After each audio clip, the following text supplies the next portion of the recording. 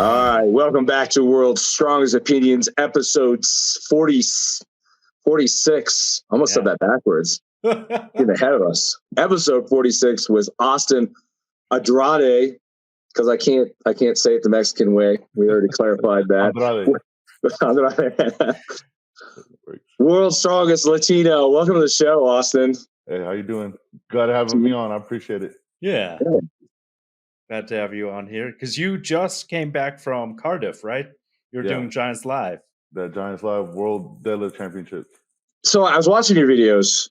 Did you really just pull 400 kilograms for like the first time ever at that show, and then also pulled, what was it, 420, something like that? 940, 430 kilos? 430. That's no, too. Do you see that? I saw that. And you've never pulled that kind of weight before.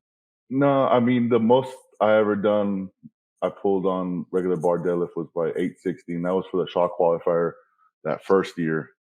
And then, I mean, I knew my deadlift was going up because I triple 840 the next year. But yeah, I mean, I never had a chance to really max out a deadlift until I got that call. So it was a good time to hit it. So you just showed up fresh, and whatever was going to happen was going to happen. Or did you have a pretty good idea that going into that competition that you were good for any particular number, or was it all just sort of a surprise? Well, it was all a surprise because I got back to San Antonio on Monday after the Shaw Classic, and then I got a call Tuesday from Colin Bryce. He's like, "We're going to need you at the World Deadlift Championships in a week and a half or 10 days or whatever." And I was like, "All right, let's do it." So I didn't even look at the events. I didn't look at the jumps. You get a call like that, you don't say no. So that's Absolutely. what happened there. But yeah, no. And then when I started looking into the show, I was like, oh, we're opening with 400. No way.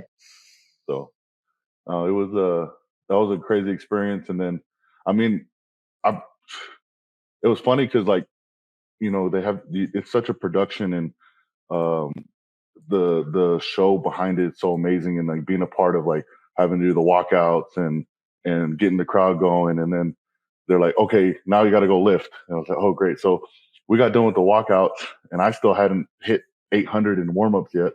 So like 2 minutes before we actually start deadlifting and the women went for their like first attempts, I looked at Rob Kearney. I was like, bro, no matter how this 800 moves, I need you to tell me that I'm going to get 400 kilos. And he's like, yeah, I got you, right? So I hit it, and it went smooth. He goes, oh, you're good. And then as soon as I like unbuckled my belt and I was like stepping over the bar there, Andrade, you're up. And I was like, oh shit, here we go. So, you know, you go around that curtain and you see all those people, and there's just the deadlift bar. And man, I was trying to kill time too, because like I seriously 2 minutes before I hit that 400 kilos, I hit that my last warm up 800, and I get to the front and I was like started to panic a little bit. I was like, oh, there's no water out here. And I looked at Laws and I was like, oh, and then like he ran back to get me water, and I grabbed a little bit of water, and they're like, all right, that's enough. You got to go. So just went out there. And then when I got a hold of that bar and I lifted, I got past my knees, and usually I hit stuff like that, but actually moved so smooth, and I locked it out, and I was like, oh yeah, we're going to hit a big number today.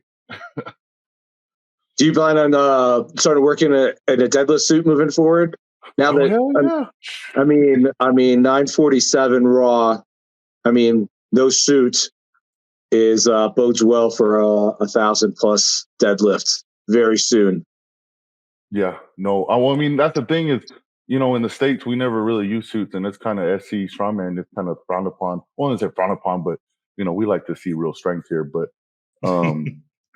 but depends on the organization, right. But I mean, this is Strongman Corporation. You know, that's the corporation I was brought up in. So there was no reason to use a suit. You know what I mean? Or if we did, it was, you know, for OSG or whatever. But right. You know, now that I see it and how much I can get out of it, yeah, I'm gonna get in a suit. I went from doing like, let's get into a 900s to, dude, I'm in the middle of thousands now if I can use it right. Yeah, that makes I think without question. Yeah. was like, seeing you and then Jamal Browner, I was like, both of you need suits. Like, we need to see what you two can do in suits. Especially that. Yeah. He's genetically gifted for deadlifting. He's got the longest arms in the world. His like stroke is so smooth and so short too. Yeah. That's crazy. Just the way he stands up with it. Mm-hmm. Just like, because you guys both hit the 430. I was like, that was huge though. But watching you pull that too without a suit, like, it was crazy to think their first time doing 400 kilos and it looked easy. Yeah. I was like, that's astounding. Definitely next time you definitely have the thousands and stuff. So does this competing there, I guess at Giants Live, would you have to be top 3 or something like that to get an invite to Worlds or? Mm-hmm. Yeah. So that's the ultimate qualifier for Worlds. But you know, there's only so much shows people on this side of the earth can really get to a Giants Live. So a lot of it kind of falls into invitations later. Right. If they haven't hit the, you know, top, and then, you know, Evan Singleton's took in 3 of those podium spots already. So, you know, there's already 2 other invites that they're going to have to hand out anyways. Right. But honestly, things just kind of hit quick. You know, I did World Strongest Latino. I saw that they were doing that show and I reached out to the guy. I was like, hey man, I'm Latino and I'm a strongman. Can I compete? And they're like, sure enough, come on, we'll get you over here. And that was a Strongman Champions League show. Mm-hmm. And then, you know, I had the Shaw lined up. Like I was going to do the Shaw regardless because of how they treated us last year and how great the show is. So I knew that was going to be on the calendar. And then, you know, I ended up winning those 2, which kind of just popped off everything. And then that's when they got that 10-day notice to go to Giants Live, which is, you know, a total blessing. But so what's next? Wild. Well, I mean, I was thinking about doing America's Strongest Man, but my body's real beat up right now. So I'm going to hold off on that one this year. Unfortunately, I wish I could muster up the physical strength for that, but I'm really beat up right now. So we'll kind of get set up for next year. I mean, obviously, I got Strongest Man on Earth set up for next year, but I mean, if anything comes in my way, you know, I'm obviously in next year, I'll be ready to go for it. Makes sense. So competing out in Colorado, did the altitude bother you at all? We always ask that for people out there. Yeah. No, I mean, but the good thing is like last year, there was only one guy that was from that Denver area so he had the advantage, but everyone this year kind of went into that, maybe besides the 2 Idaho guys, maybe had a little bit of an advantage of it, but man, being a mile high, that just sucks. Regardless, you can be in the best shape and that's going to hit you. Yeah. So I live up here. I live in the Denver area and I've been here now almost 11 years. And I think it took a solid 3 months for me to acclimate in the gym. I was just lightheaded and dizzy every time I trained. But the irony is that I don't think it does anything whatsoever going down to sea level, because strongman, everything in strongman is anaerobic, right? Yeah. So I mean, you got 60 seconds, you're holding your breath most of the time anyway. So it's not really affecting performance, I think, right? You know, in the moment, but catching your breath is very difficult if you're not accustomed to the recovery between events is like, yeah. That's where it gets a little bit rough. But no, you know, what's funny is because like in training, we're doing that press medley where it's 330, and then that 220 AMRAP on the dumbbell. And man, it's not bragging, but we're good for 4 or 5 reps on that. But you get done with that axle and the axle's sitting right in your stomach. And then you're walking over the dumbbell. You got Chad Coy yelling at you. Come on, you got another one, right? And you're just like, I don't know, man. This thing is just, you can't even catch your breath. But yeah, 3 reps on the dumbbell won it. And I ended up tying for second with 2. That set me off pretty good. But yeah, I know that the altitude, there's nothing you can do for. What are you gonna? And then the only way, like you're saying, the only way you could really train for it is just go in the mountains. But out here in Texas, we don't got nothing but hills out here at 800 feet. So you do like Novikov did one at the, what would it have been, 21 Shot Classic? Yeah. When he's doing the dumbbell, he stopped and grabbed a can of air. Oh yeah. Of OT, started huffing it in between reps. I don't even think that worked. I don't know. I'm asthmatic too, so like I gotta take the inhaler before I go, anyways. But no, I don't. There's like it's just like you said. It's just you got a minute. As long as you can stay standing for a minute, you're gonna be all right. Right. Exactly. But I mean, it's still pretty incredible that you won the men's open at the Shaw Classic despite the elevation. So I mean, it really levels the playing field when nearly everybody is coming from elsewhere. So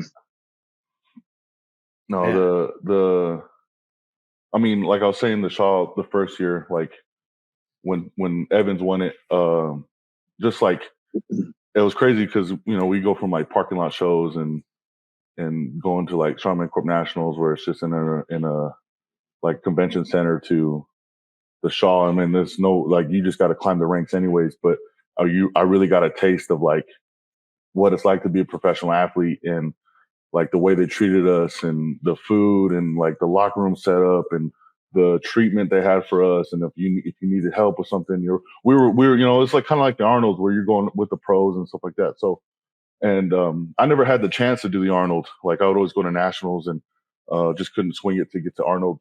I'd always qualify, but I just couldn't swing it money wise. So when I ended up getting my pro card and realized I couldn't go to the Arnold anymore, the Shaw turned into my Arnold. So that was kind of my way to step up into the ranks. And yeah, and as soon as we did that first show in 22, it was like, and obviously I didn't want to, Evan won it, but I was like, oh yeah, we're coming back to this next year because of like just how nice, Kerry and Brian treats everyone.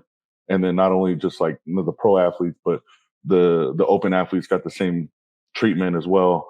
And it was like, okay, yeah, for sure, we're doing this next year. So yeah, it's funny that you mentioned Arnold. I mean, I've never gone to the Arnold either for the similar reason because it's so expensive. Like getting to Columbus, Ohio is more expensive than flying to Europe. It's insane. Which is always wild. But I mean, your rise has been amazing to watch you go from like Beerstone just a few years ago now to just like being invited to Giants Live. Like it's definitely a huge rise there and everything. I think it's been nice to see, especially like you said, seeing Tom Evans go up and now you're up there. Everything. No, I mean, that's anything too. And honestly, I think getting that invite to Cardiff was a blessing so close. And I look at everything as kind of a blessing because, or a blessing in disguise. Like, I mean, I came off that Shaw win and I was higher than anything. I'm on cloud nine doing that, and then I get that invite to Cardiff and I was still beat up. I mean, I know I pulled 930, but I could tell by the end of the show, my body started shutting down and, I just kind of knew I needed a break. But I, seeing my name next to 8th place, like, the athlete in me hates that, the competitor in me hates that. So, like I was saying, like I saw it as a kind of a blessing that it would kind of sucked if like I went from the Shaw Open going into Strongest Man on Earth and that being my only win and then kind of getting smacked in the face by these pros. And then, so that's why I'm taking this, like, I got a taste of it. I got a taste of what it's like to be on that level and that kind of speed and that strength. So, now, if anything, that's kind of taught me where my training needs to be for this next year going into World's Strongest Man on Earth and maybe even an invite to World's Strongest Man. Hopefully, prayers for it. Well, that makes a huge difference in everything. Because, like, what all do you have scheduled for the rest of the year? Or are you just going to focus on your sharpening your skills and everything? Yeah, I mean, right now, honestly, when it comes to training, like I kind of been loving it. I just picking like I'll do a squat, I'll do a overhead or bench, and then I'll do a deadlift day, and I'm just kind of rotating different bars and just getting the love for the gym again. I'm really I'll do a rep or do a set, and I'll throw a plate on. I'll do a set, I'll throw a plate on, and there's no rush going into my next thing. And I'm kind of making up accessories like, oh, I need to work on my glutes today, so I'll do something like that. It's really like non-stressful, just real relaxed training, just getting the love back for being in the weight room again. just trying all new things. So that's what kind of my training has been like the last couple weeks, and going probably for the next month or two. I'm gonna keep on doing that, but just so I can heal up and let my body rest. Because like, yeah, no, it was a real busy summer, but especially going into next year, it's a whole new level.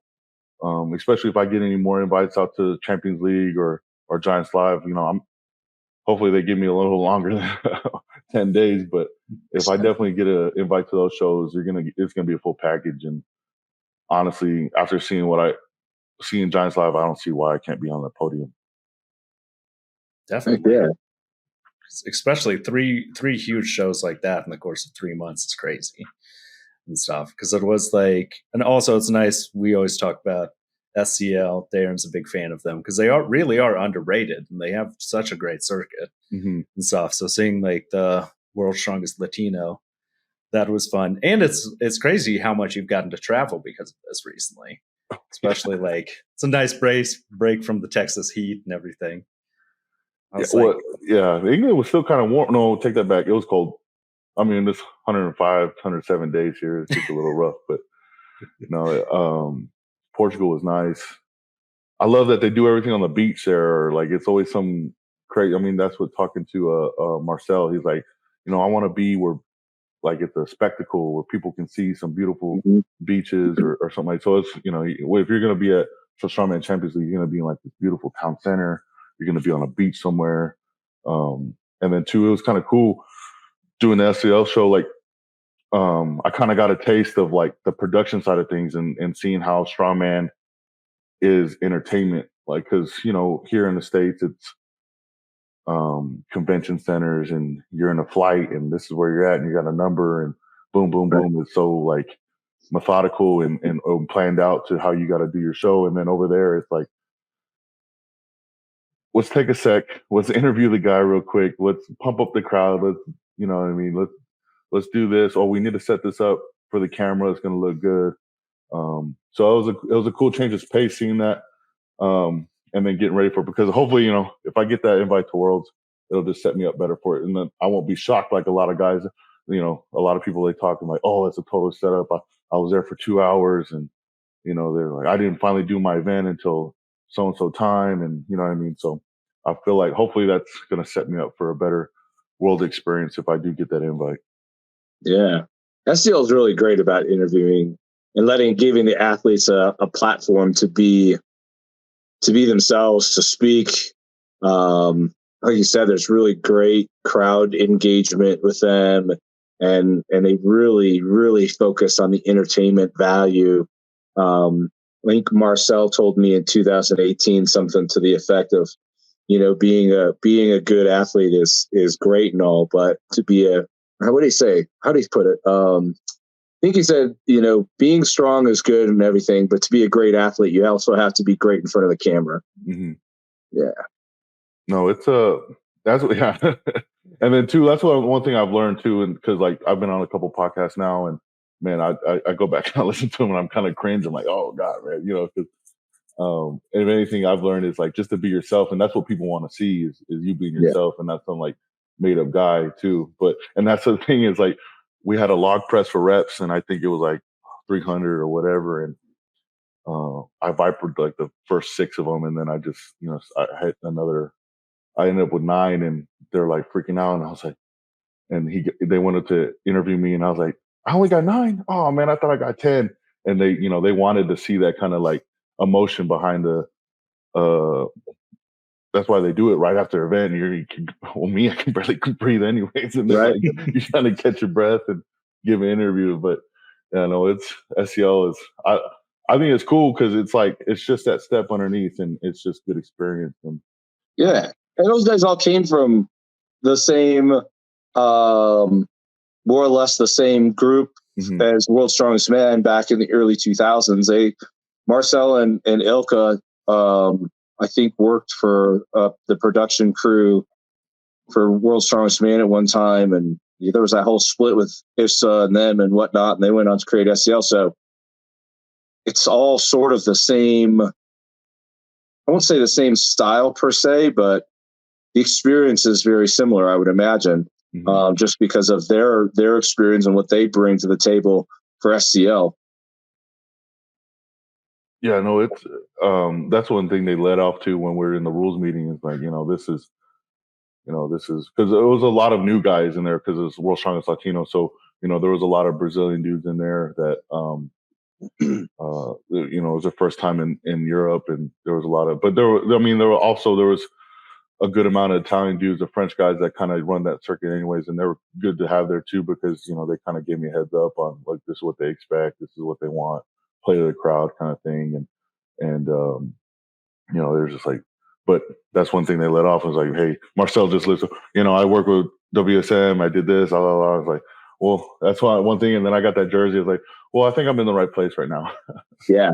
And that's why, like John said earlier, I mean, I always speak highly of SCL because they're great production. They have their own thing going with the circuit, the cumulative points that gets the invite to the world final. And again, I mean, what am I trying to say? The final product that they produce is, shoot, it's as good and in some ways even better than World's Strongest Man. World's Strongest Man just happens to be a very prestigious title. They're the ones that started it all. Just, great. But SCL is doing a fantastic job out there and promoting the sport of strongman too. And giving guys like yourself and others. I mean, Thor, Eddie Hall, all started in SCL. It's a great stepping stone. What Marcel and Ilgler are doing are providing a great stepping stone for great athletes to progress to the top. So you got to love them. Yep, no, for sure. I mean, there was two other guys they brought up with me, Evans, Nana, and the Polish guy. Man, I can't remember his name, but he looked like a Terminator, just like Kiliskowski or one of those. I don't know, one of his keys or whatever. But but they're all built the same. They just can't deadlift, but they're all amazing athletes. Can't deadlift. Right? No, I'm just messing. But no, they brought up those two guys with me, and those two dudes. They're big in SCL too. So yeah, no, it's if you can get the opportunity, especially from out in the States, I know they don't pay for travel over there, but they take care of it when you're there. But right. If you can get over there, it's a good investment into yourself because I'm speaking from it. I got World Strongest Latino, and that definitely was help on the resume for them to even consider me for that Giants Live show. Right. Absolutely. And it's exposure too. I mean, we talk about that a lot on here as well for athletes. I mean, it's an opportunity to build your brand, and to build your brand, you need that exposure, and it's great. I mean, yeah, I think anybody that gets an opportunity at SCL would be stupid to turn it down. For sure. Same with Giants Live, right? I mean, the level is a bit higher, but man, take those opportunities when you can. Yep. It's true. But also, I think it's good that you're pacing yourself, like you said, like taking it easy. Because some people, once they get to that point, then they'll just overbook themselves. Oh yeah, and then you don't want to burn out like in a flash.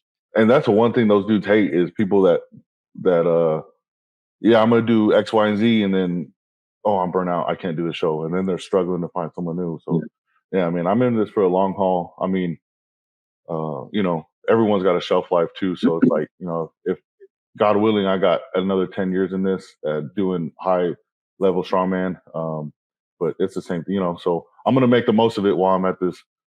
So I'm not going to, I mean, I played football and I've wrestled growing up. So it's the same thing. Like I've had a good amount of sports background to realize, what's a good time to push it, when's not. And to, keep my body healthy. Because at the end of the day, you can go in and do X, Y, and Z in the gym and have a cool Instagram following, but if you're not going on the floor and producing, you're not hitting 930 for a deadlift, and what good are you? Right. Well, too, and I think still it resonates all the way to the top that not everybody's making a living off of this either. That's the goal, I think, but until you are, you're putting yourself at risk for personal. I don't know, what am I trying to say? Yeah, I mean, for your own pat on the back, right? I mean, yeah, there's no retirement. I mean, right. Like, there's nothing. I mean, maybe personal glory. That's what I was trying to say. Yeah, yeah.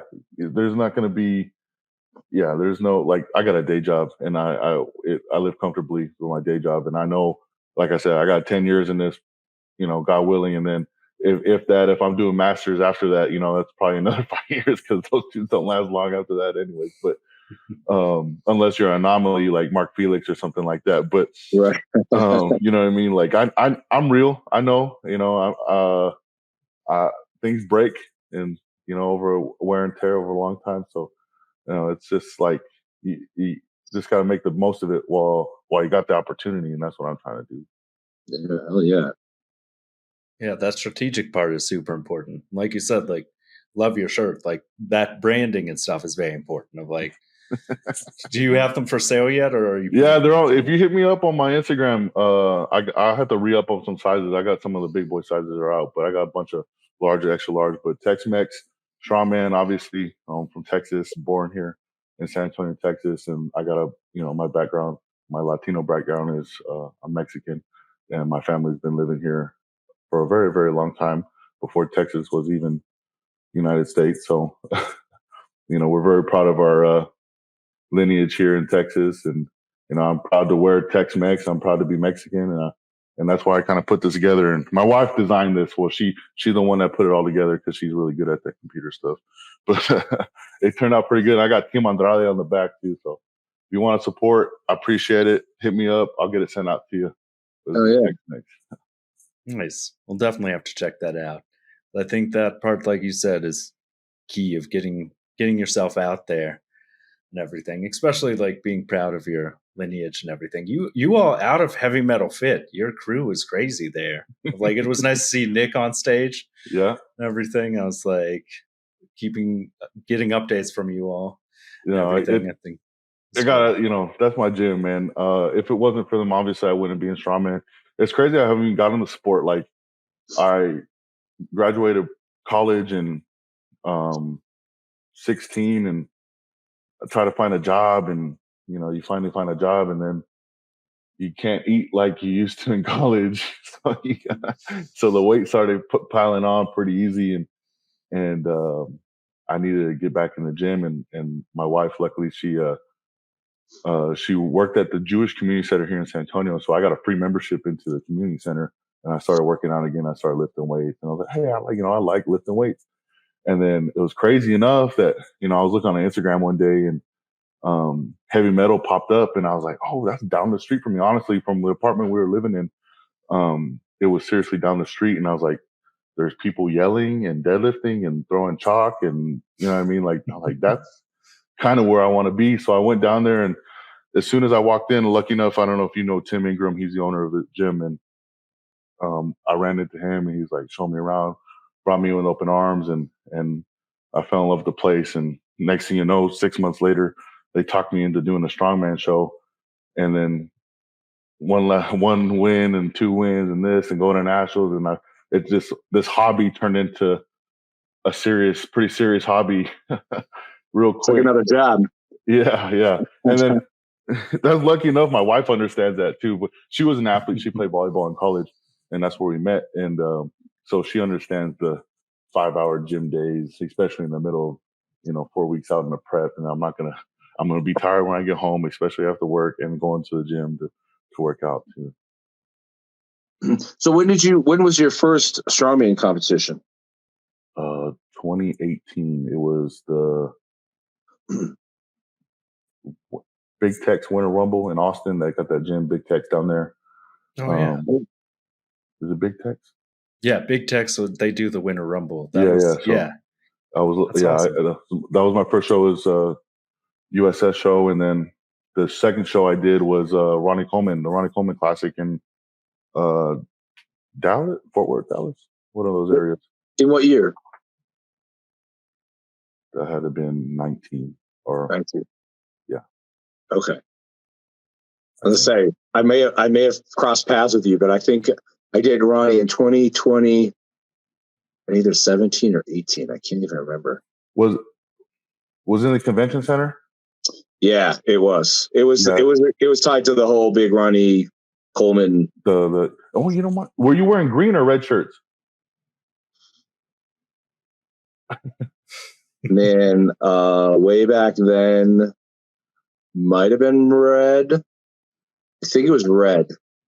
Okay, then yeah, I think it had been because did Sharp win that one in 105? I don't know. I know we did the Alabama show together. The SC Nationals. Yep. Oh, right on. Yeah. Yeah, that was not a good. That was not a good year for me. Me either.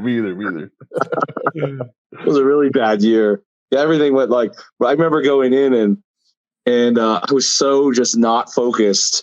Somebody stopped me right at the door. Somebody I knew, and he just like started talking my ear off. The next thing I know, I hear like last call for yoke warmups. And I got 0 warm-ups. I went straight into like, I don't know what it was, 750 for 100 feet. Mm-hmm. Absolutely cold.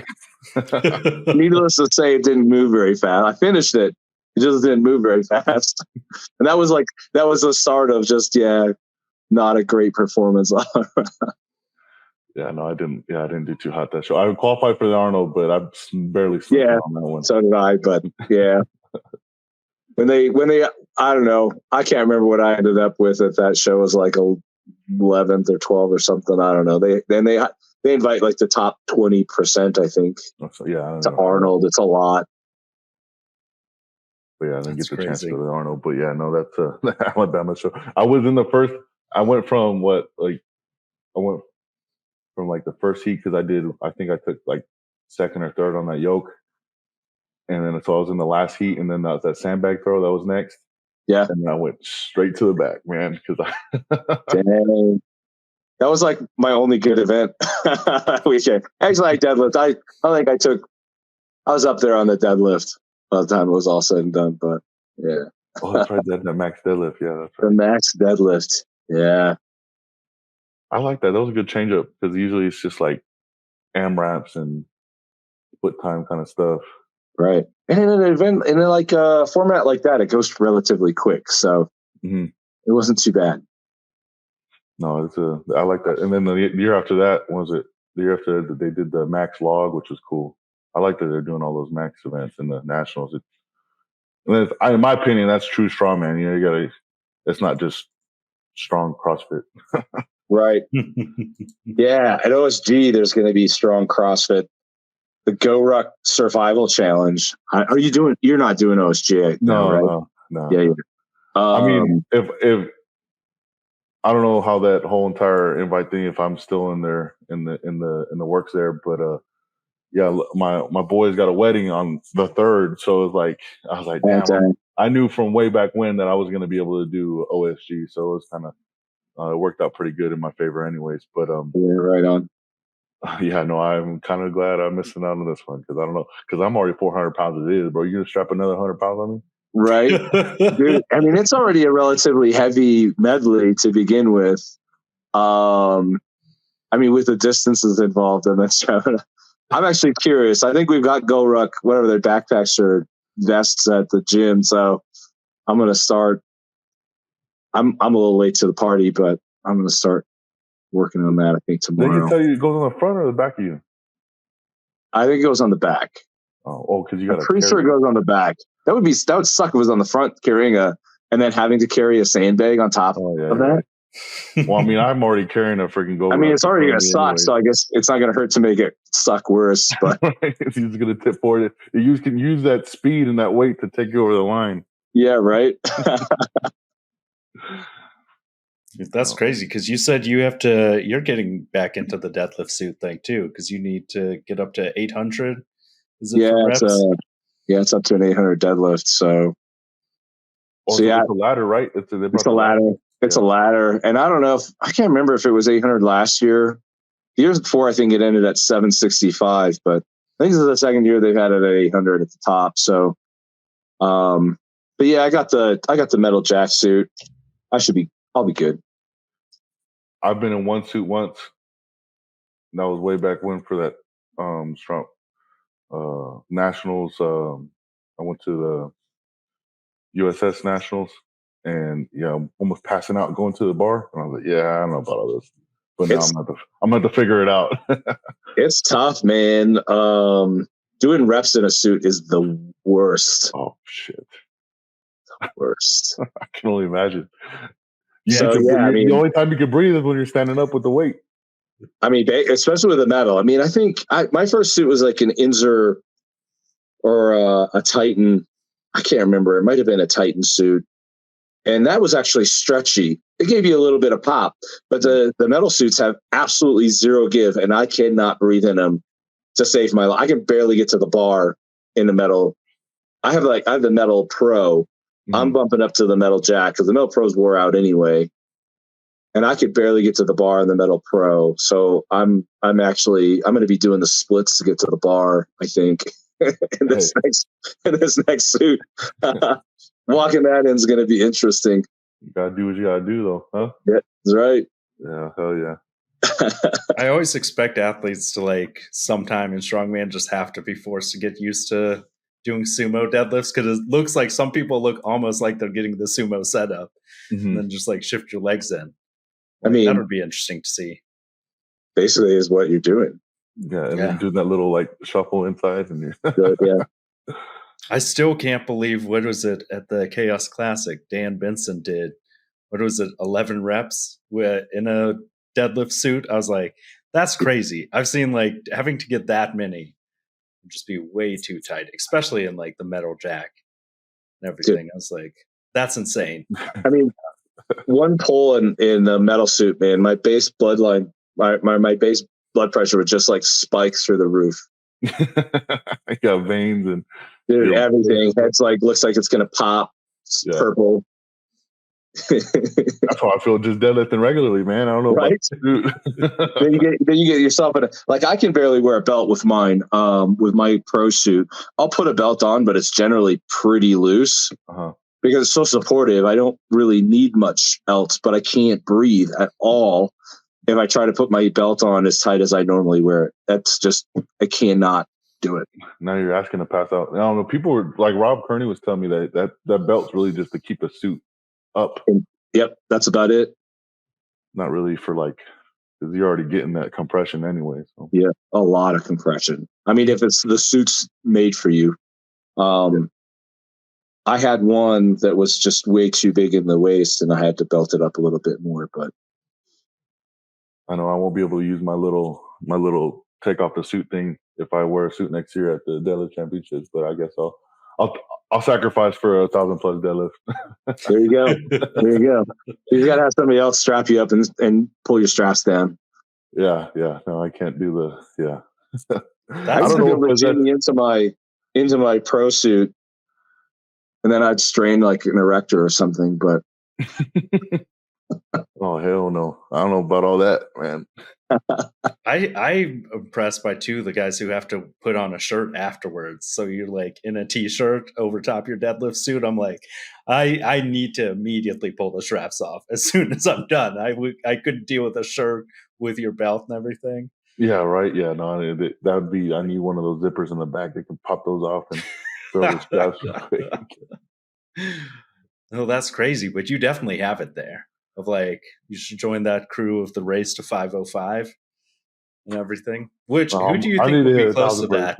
Yeah. I was like, you definitely got it in you and stuff. I think it'd be cool to pull 1,000 raw. I mean, that's the thing. It's so crazy. Like, none of this was a conversation 3 weeks ago. You know what I mean? Like, it was like I said, it was like, hey, let me see if I can pull 900 pounds, you know?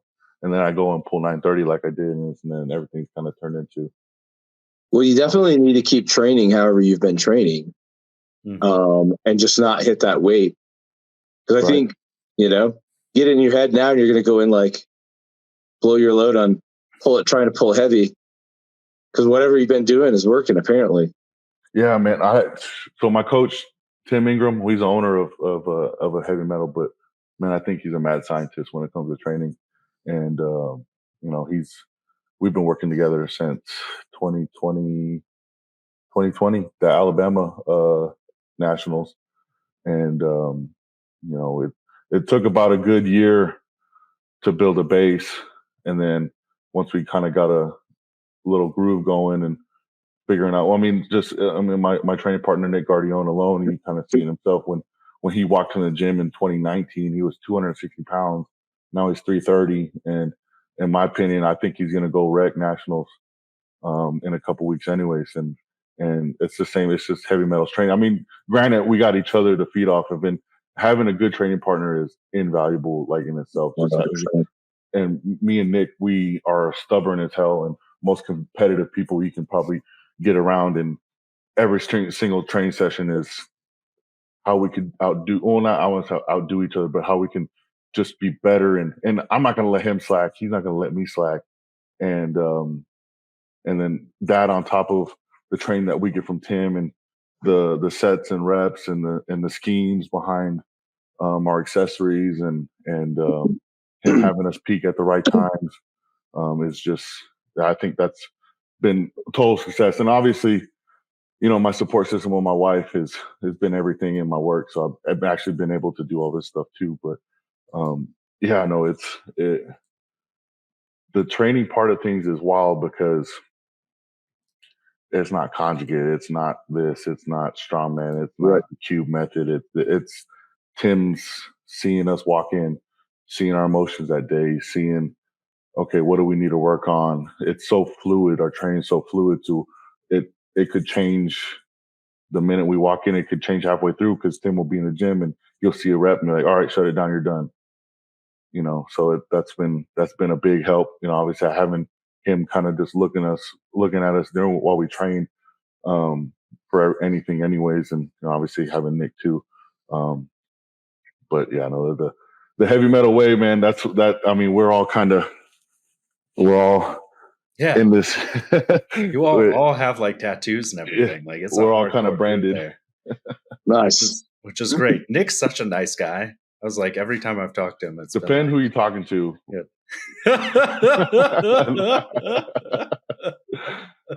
No, he's a good dude. He's a really good dude, man. It's crazy because when I met him, I always joke about it. I think he looked like a crackhead. He was 260 pounds, but at his frame, he looked skinny. He's 6'3", 4. You know what I mean? He's a tall guy, but he just looked, and he had this like kind of weird goatee that just looked ugly. Now he's got a full beard and he's growing his hair on. He's filled out. He looks a lot better as a person now. I joke about it all the time, but it was funny. The first time he walked in the gym, he wanted to touch every piece of strongman equipment we had, and he was there for, I want to say, 8 hours. To where I was like, I'm out of here, bro. Good luck. You know, it's gonna be here tomorrow. But you know, his training and the way he eats, he's really dived into that, like the nutrition side of things. And I mean, he's like gained how many pounds now? He's almost 340. He's just he's a big dude. Now he is. Well, before he wasn't, but no, his just strength alone is crazy, and how fast he's come up. And a lot of it too is because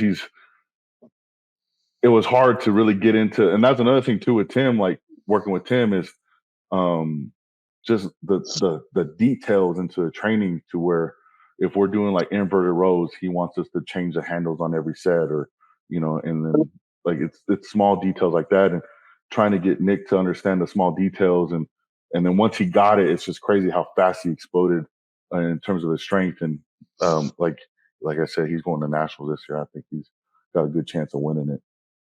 Yeah, that smart training is like, I think you briefly touched on what an insane person Jamal Browner is, because he's attempted 505 kilo sumo twice since going to Cardiff on Instagram. You're like, that's just an insane thing to do every week, to be like, I'll try it again. Like, yeah, no, I don't you're like, I can't imagine that. After like seeing how beat up your body was, like, I can't imagine going in 2 weeks in a row being like, I'll see if I can get 1,100 pounds past my knees. Yeah, no, that's like, nuts. I mean, I don't know. Yeah. Again, I mean, something's working for him too, though, right? Yeah, I mean, yeah. He's one of the most powerful deadlifters in the world. Yeah. Yeah. He wants to go attempt 505 2 weeks in a row. I mean, more power to him. Right. There's not very that many people in the world attempting 505 ever. And he's gotten it past his knees both times, which is the crazy thing. That's like, crazy. To do that. And two, people say it's sumo, but I've been measuring, like, it's only like maybe 4 inches cut off, like that range. To his normal, yeah, because I'm telling you, his arms are super long. Even when he deadlifts conventional, it's like shit didn't go nowhere. You know what I mean? Yeah. So I'm like, he's gonna get it, and it's crazy to think just a few years ago, him hitting 400 kilos, like sumo was a big deal, and now it's crazy to see like him just focus on that conventional. But I think the method behind the madness there at Heavy Metal of like, it's definitely a cool crew down there. I think I'm going down to there's battle at the Alamo or something. Yeah, October 7th. Mm-hmm. Frank and I are going down there. Oh yeah, making a trip, see you all and everything. Because San Antonio is such a great area. Yeah, it's a nice break from like the Austin scene. Yeah, everything. No, it's where the Tex meets the Mex, you know. But no, we're the battle of the. Oh, jeez, I can't even. I'm gonna mess this up. He's gonna be pissed off at me. It's true. I actually should look it up. Yeah, it's a he's Renee. He used to he still goes to the gym. He still goes to Heavy Metal and was an old school powerlifter. The nicest dude you ever meet, a veteran. It's crazy. This dude's been blown up, shot, like combat vet, right? And he's over there squatting with the suit. You know what I mean? Bench pressing with the suit. Like he's just old school powerlifter and the coolest dude. And he had this idea of doing like an expo. And and of course, we're Heavy Metal is, I'm going to be biased, is the premier strongman gym in Southern Texas. And we're right there. So he's like, you're going to run it. So last year we did it. Metal Mayhem was the strongman show. We did that last year. That was our first show that we ran as Heavy Metal strongman show. And in my opinion, I think it went very successful. Obviously, me, Nick, and we had a lot of other people. Jackie Wood, I don't know if she was a lightweight. She was Heavy Metal's first pro, actually, back in the day. 140, I don't know what the weights, but she was a lightweight woman pro, and she took second at the Arnold, and she was a competitor. She kind of laid the foundation of what a Heavy Metal athlete was. But you got us three, and then Tim's been to however many shows, and we've kind of put our brains together in terms of what's a good show and how it should be run. And so that Metal Mayhem was our first one, and we did outside. And some events we bit off a little more than we chewed, but we still figured it out. Like we did a deadlift ladder outside, and we had like do you imagine all the weights for like a 5-bar deadlift? And the last weight is like 675, 725. And we had 2 lanes. Oh, man. And it was funny because we did it. And then afterwards, I was looking at Tim. I said, Tim, we're never doing a deadlift ladder again. Oh, that's super cool. And it's Battle at the Alamo City. Yes. October 7th. I had to get the name right because he reached out to us. And it was super nice. And you said you are the best strongman gym in Southern Texas. We actually did a poll, and actually they said strongest strongman gym in Texas was you all. And it was like 200 some votes on our Instagram page. Well, you guys won real well. I didn't want to put out anything that was going to start some controversy, because there's some good people in Texas. You got out in Houston and Dallas and Austin too. And I don't want to. Texas is a big family at the end of the day, so I don't want to put anyone down or anything like that. But we do have a title, strongest gym in Texas too. So we have that title. We won that in 2018 because Robert Obrest did it.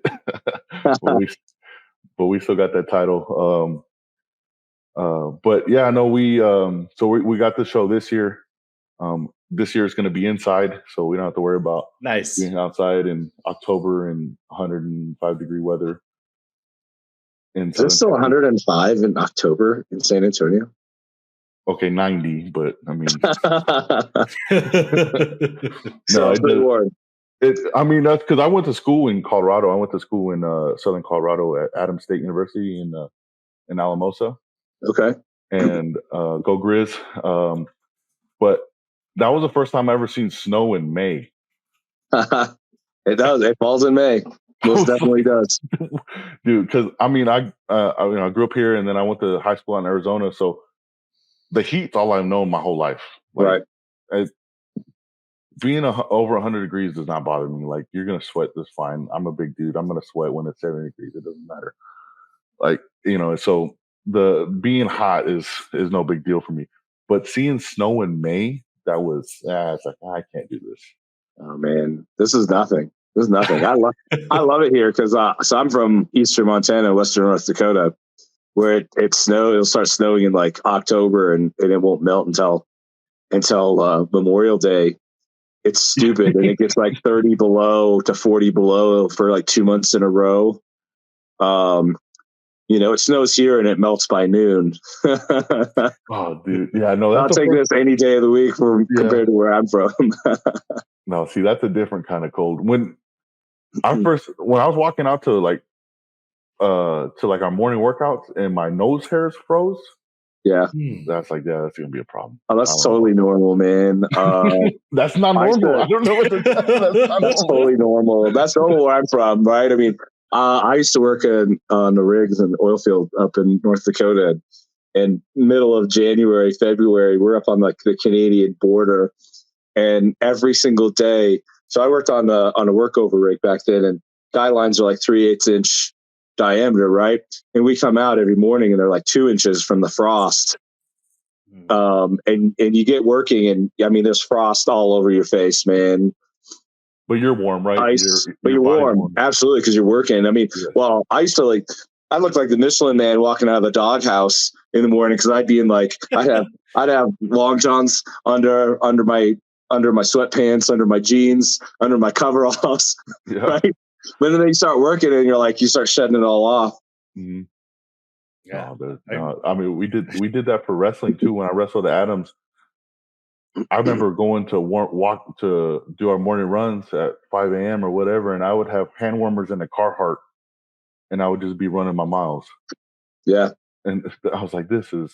It was needless to say, as soon as I graduated, I was out of there. Yeah, it still gets cold. I mean, I go fly fishing as many times as I can all year round, and fall comes around, and the mornings are like 30 degrees. Sometimes they're like 26.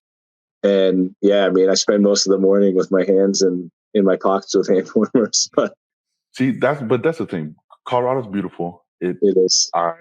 From just after the snow melts in May to August is beautiful.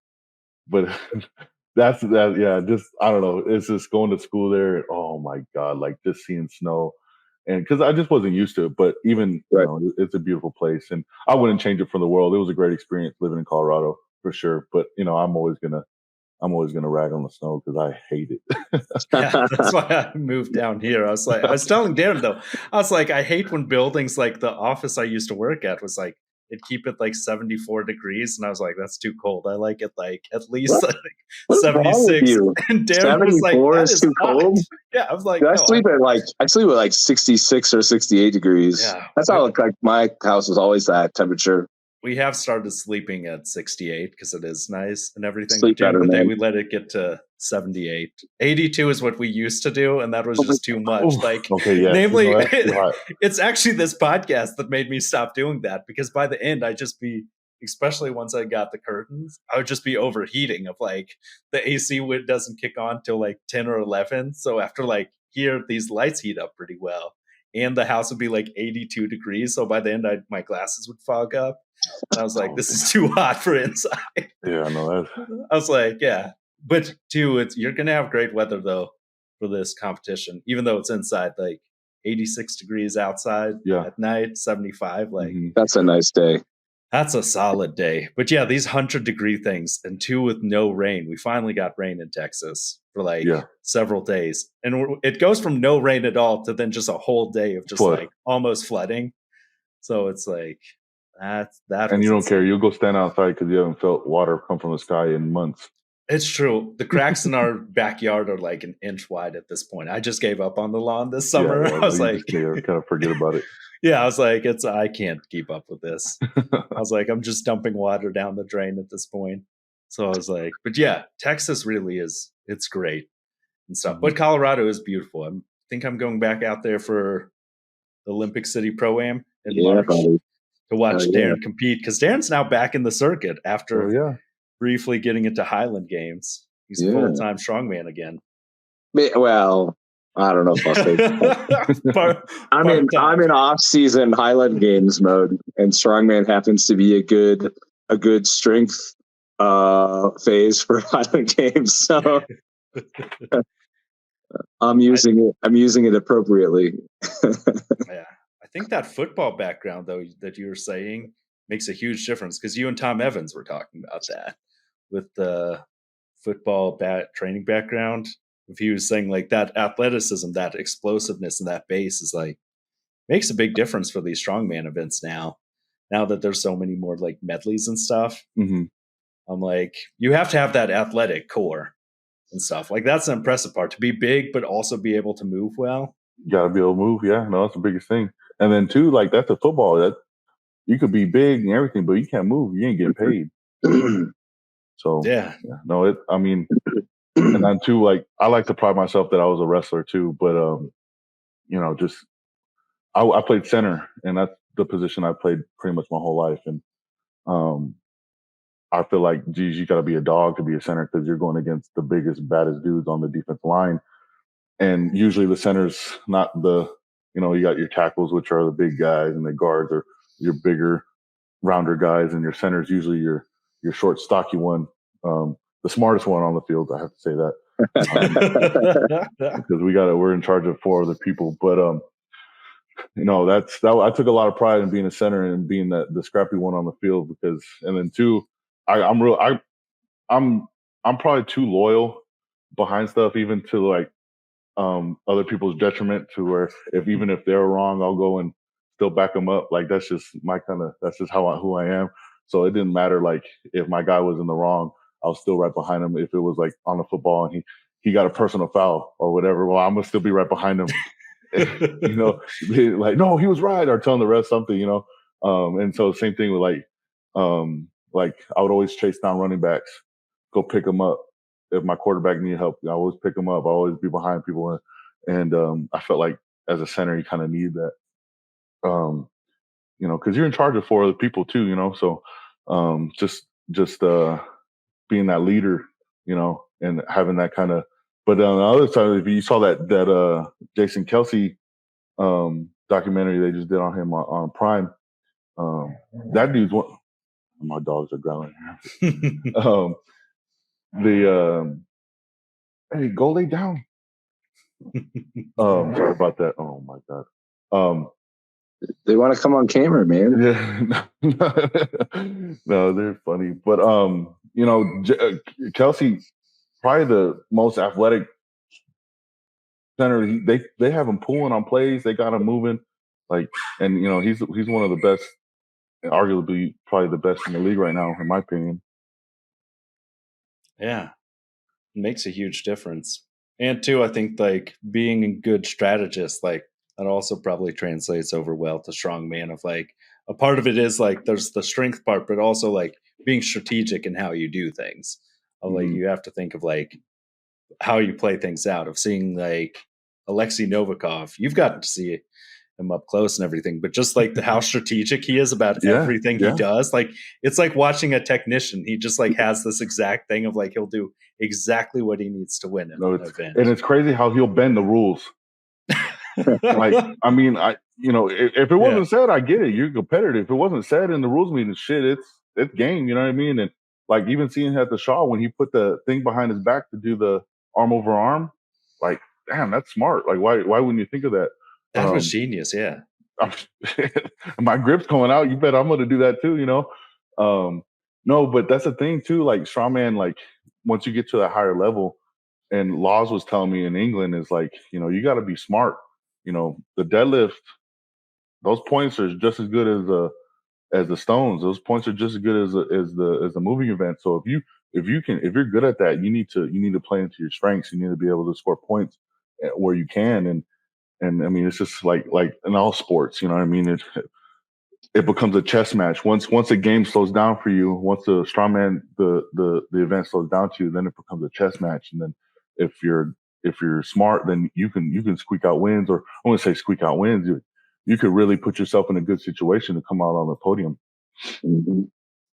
Yeah, that makes a huge difference. And the nice thing is, I think you're such a well-balanced athlete because you have a great log overhead too. You've done like 400 some and everything. Yeah, most I've ever put is 430 above my head, but I honestly feel like I can beat.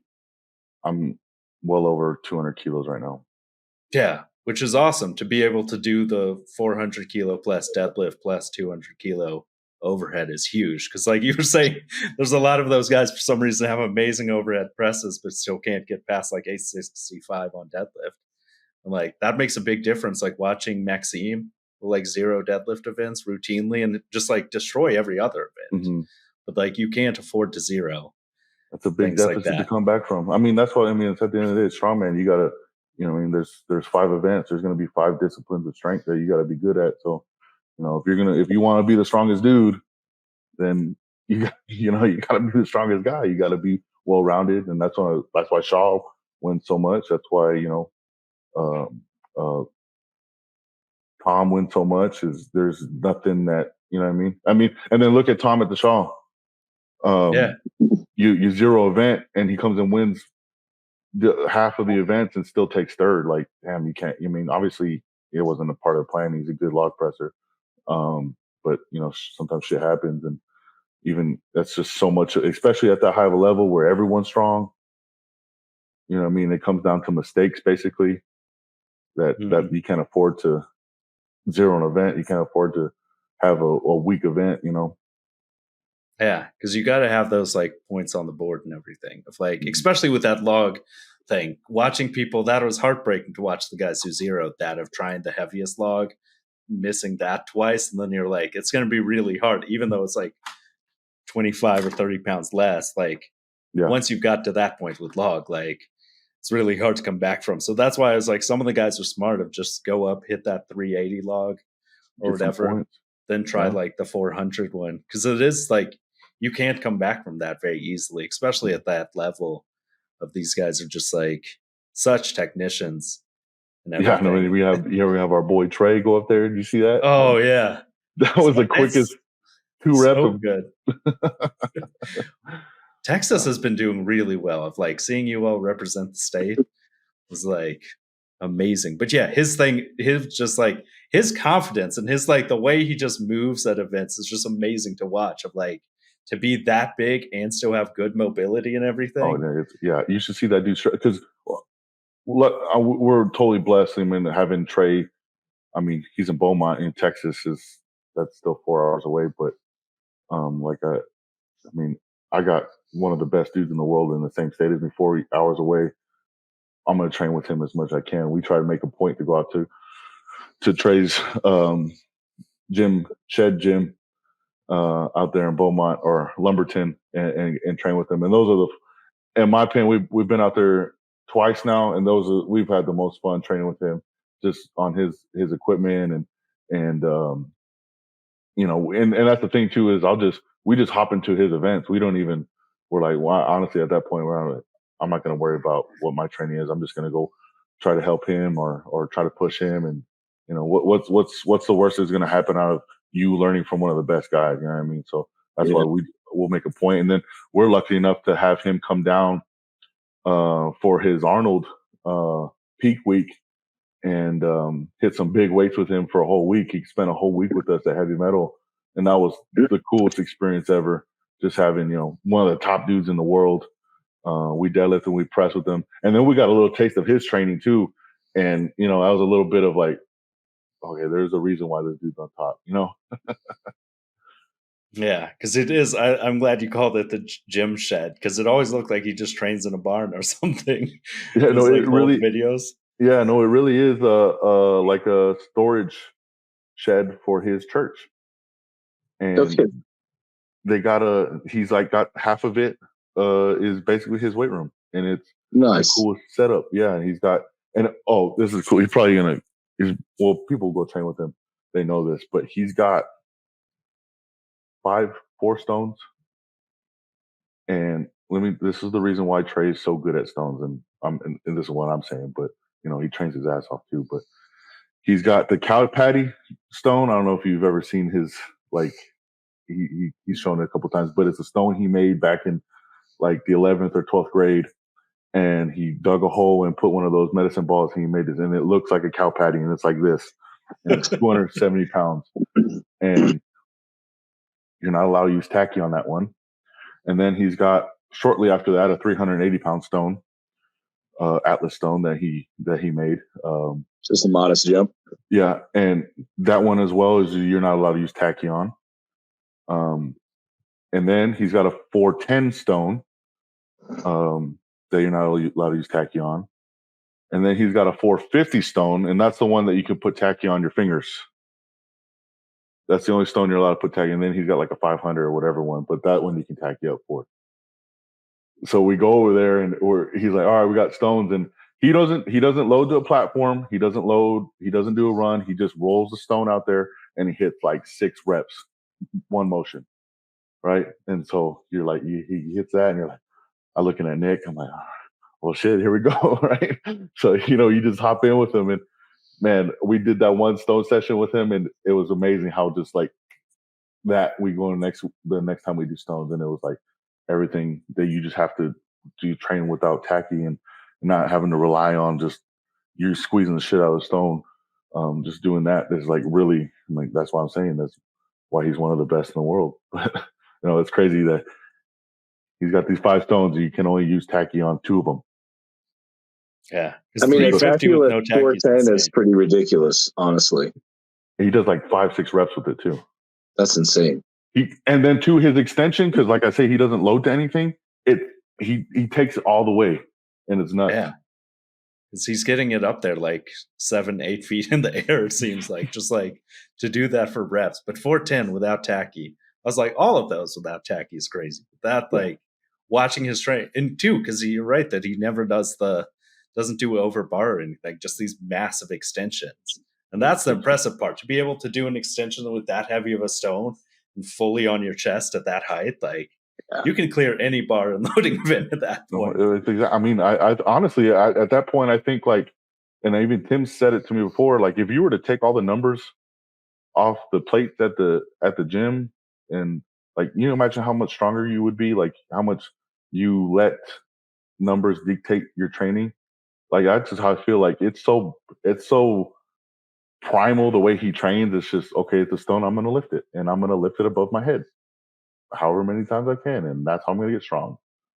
Yeah, because I think one of the first big videos I saw of him was when he did like 410 to shoulder and everything, which is just insane to like shoulder that type of stone.